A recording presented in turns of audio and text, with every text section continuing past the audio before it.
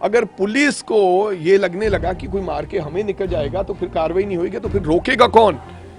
इसके अंजाम बड़े खतरनाक होंगे। मेरी गुजारिश है पंजाब सरकार को, पंजाब के डीजीपी को, कि कानून किसी को भी अपने हाथ में लेने की इजाजत नहीं देनी चाहिए।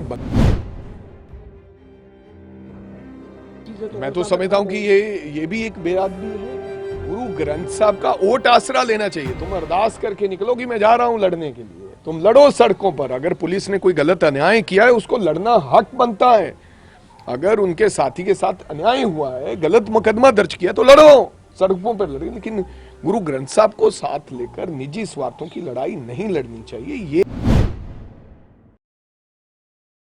इसको कैसे देख रहे हैं आप? तो मैं समझता हूं कि बहुत गलत हुआ है, ऐसा कभी नहीं हुआ है। देश में, प्रदेश में बहुत से बुरे दिन रहे, काले दिन रहे, आतंकवाद रहा, तब भी पुलिस स्टेशन पर कभी कब्जा नहीं हुआ।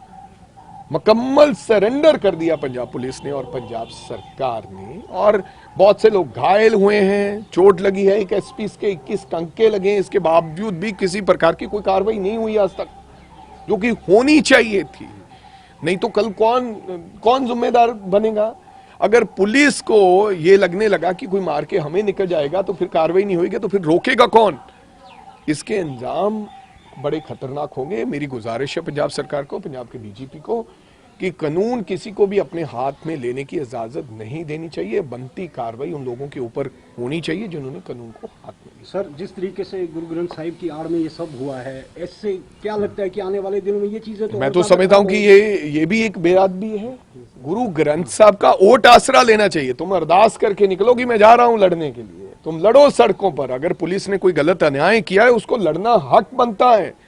अगर उनके साथी के साथ अन्याय हुआ है, गलत मुकदमा दर्ज किया, तो लड़ो, सड़कों पर लड़े। लेकिन गुरु ग्रंथ साहब को साथ लेकर निजी स्वार्थों की लड़ाई नहीं लड़नी चाहिए। ये मैं कहना चाहता हूँ। सीएम साहब ने कहा है कि इसके पीछे आईएसआई है, और वहीं पे रवनीत बिट्टू ने भी कहा है कि इसका पासपोर्ट को रद्द किया जाना चाहिए आपके सांसद ने, क्योंकि वो तो खुद को भारतीय मानता नहीं मानता तो वहां छोड़ाओ जहां जिसको मानता है। हिंदुस्तान की सरजमीन पे रहने वाला व्यक्ति, उसको हिंदुस्तान को मानना पड़ेगा। अगर नहीं मानना चाहता है वो हिंदुस्तान को, तो उसको जहां वो मानता है तो उसको जहाज पे चढ़ाएं और वहां छोड़ाएं।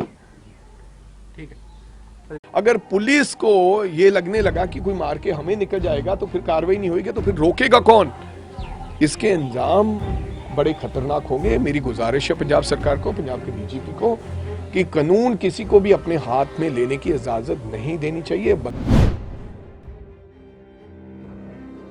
मैं तो समझता हूं कि ये भी एक बेअदबी है। गुरु ग्रंथ साहब का ओट आसरा लेना चाहिए। तुम अरदास करके निकलो कि मैं जा रहा हूं लड़ने के लिए, तुम लड़ो सड़कों पर। अगर पुलिस ने कोई गलत अन्याय किया है उसको लड़ना हक बनता है।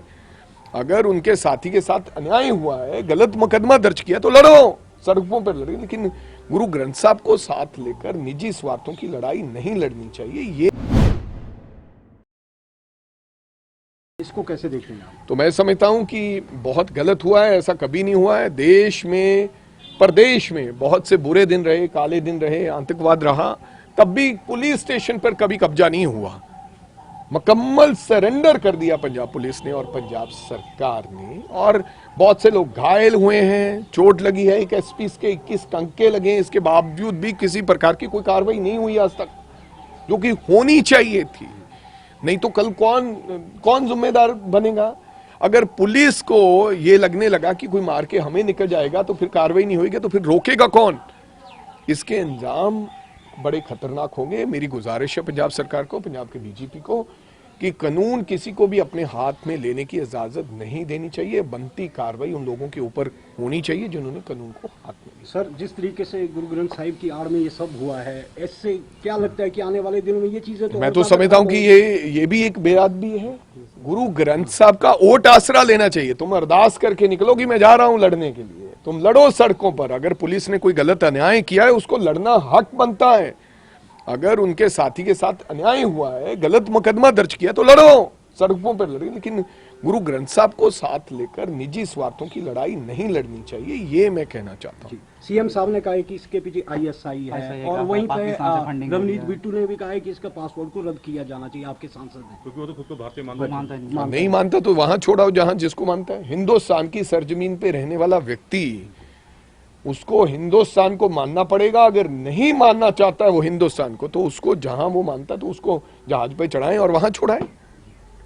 ठीक है।